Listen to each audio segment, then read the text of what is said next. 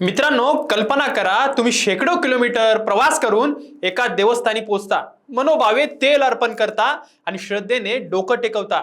पण तुम्हाला माहितीये का, तुम्ही जे तेल देवाला अर्पण करताय तेच तेल त्या देवाच्या मूर्तीला आतून पोखरत आहे. हा प्रश्न ऐकून तुम्हाला धक्का बसला असेल ना.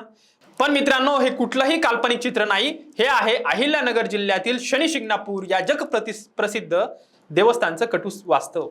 आज आपण या देवस्थानच्या पडद्यामागच्या त्या गोष्टीबद्दल बोलणार आहोत जी कोणीही उघडपणे बोलत नाही. नमस्कार, मी आपल्या सर्वांचा मित्र अक्षय दाटेने. आपण बघताय सत्य पे सत्ता. प्रश्न तुमचे, आवाज आमचा. मित्रांनो, शनी शिंगणापूर नाव ऐकलं की डोळ्यासमोर येते ती स्वयंभू शनिशिळा. ज्या गावात आजही कुणाच्याही घराला दरवाजे नाहीत अशी आख्यायिका सांगितली जाते. पण मित्रांनो, गेल्या काही वर्षात हे देवस्थान श्रद्धेपेक्षा वादांसाठी जास्त चर्चेत राहिले. कधी बोगस कामगार भरतीचा आरोप झाला, कधी सरकार आणि विश्वस्तान यांच्यामधला सत्ता संघर्ष, कधी बनावट पावती पुस्तकं, कधी बनावट QR कोड, आणि आता तर हा वाद थेट सर्वोच्च न्यायालयापर्यंत पोहोचलाय. आणि याच पार्श्वभूमीवर समोर आलाय आणखीन एक गंभीर मुद्दा, खुद्द शनिदेवाच्या मूर्तीची होणारी झीज. आता प्रश्न पडतो, 300 ते 500 वर्ष जुनी असलेली आख्यायिकेनुसार स्वतः पानस नाल्यातून वाहून आलेली ही स्वयंभू शिळा अचानक झिजायला का लागली? याचं उत्तर शोधण्यासाठी आपल्याला थोडं खोलात जावं लागेल. या शिळेवर आजही कुठलाही छप्पर नाही, कुठलाही निवारा नाही, कारण खुद्द शनिदेवाने अट घातली होती, म्हणे मूर्ती सदैव खुल्या आकाशाखालीच राहील आणि रोज या मूर्तीवर होतो तैलाभिषेक. तब्बल 150 लिटरच्या आसपास तेल. हो, 150 लिटर दररोज या एका मूर्तीवर ओतलं जातं. मित्रांनो, हा आकडा ऐकून अंदाज येतो की हा किती मोठा व्यवसाय बनलाय. पण इथेच लपलंय खरं दुखणं. जे तेल भाविक श्रद्धेने अर्पण करतायत त्याची गुणवत्ता कोण तपासतं? कोणीच नाही. देवस्थान प्रशासनाकडे साधी स्वतंत्र प्रयोगशाळाही नाही जिथे हे तेल शुद्ध आहे की भेसळयुक्त हे तपासलं जाईल. आणि याच पोकळीचा फायदा घेतं वर्षानुवर्ष इथे विकले जातंय. आणि असं तेल जे तिळाचं तेल म्हणून सांगितलं जातं, पण प्रत्यक्षात त्याची शुद्धता कोणालाच माहित नाही. सूत्रांनुसार या आधीच हे एक अहवाल समोर आला होता, ज्यात स्पष्ट म्हटलं गेलं की मूर्तीवर अर्पण होणारं तेल गुणवत्ता पूर्ण नाही आणि हे रासायनिक निकृष्ट दर्जाचं तेल थेट कारणीभूत ठरतंय त्या पवित्र शिळेच्या झिजेला. मित्रांनो, हा आरोप हवेतून आलेला नाहीये. सन 2022 मध्ये या मूर्तीचा काही भाग तुटल्याचंही उघड झालं होतं.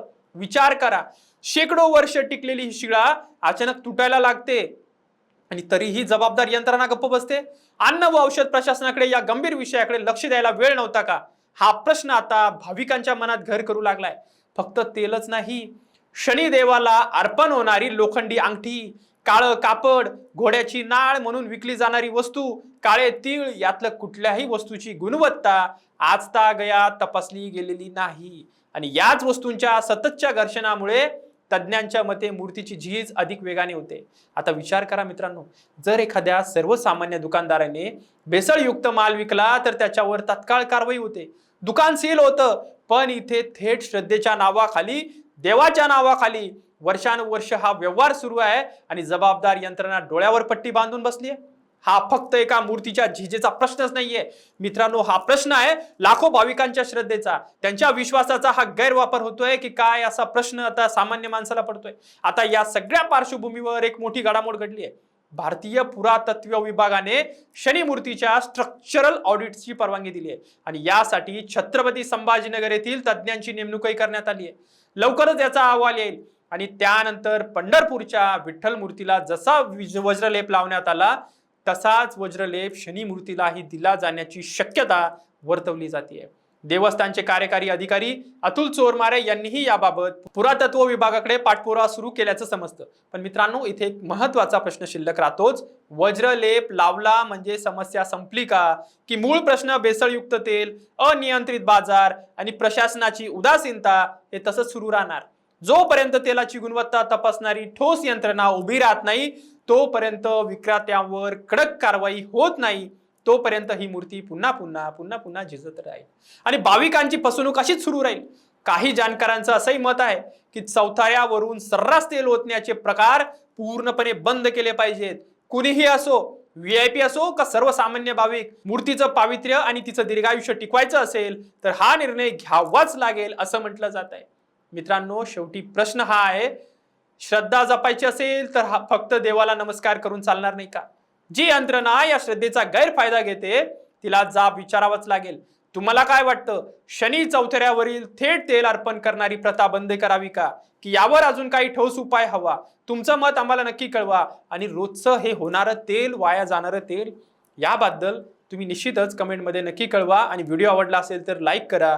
चॅनल जर सबस्क्राईब केलं नसेल तर आत्ताच करा. हाच शुभ मुहूर्त आहे. जय शनिदेव. लग्न ठरलंय ना तुझं? आणि हे काय? अगं मला पीसीओडीचा त्रास आहे. कधीतरी हे सासरी कळेलच ना. मग त्याच्यामुळे मुलं होण्यात अडचण येते ना. हे एकतर पीसीओडी इतका गंभीर आजार नाहीच आहे आणि त्यावर सोपा उपाय आहे. आपल्या ईशाला लग्नाआधी असाच त्रास होता. तिने डॉक्टर चाटेज होमिओपॅथी क्लिनिक मध्ये उपचार घेतले आणि तिला आता 2 मुलं आहेत. डॉक्टर चाटेज होमिओपॅथी क्लिनिक, साइड इफेक्ट नसलेला होमिओपॅथीचा नैसर्गिक उपचार. 9545727107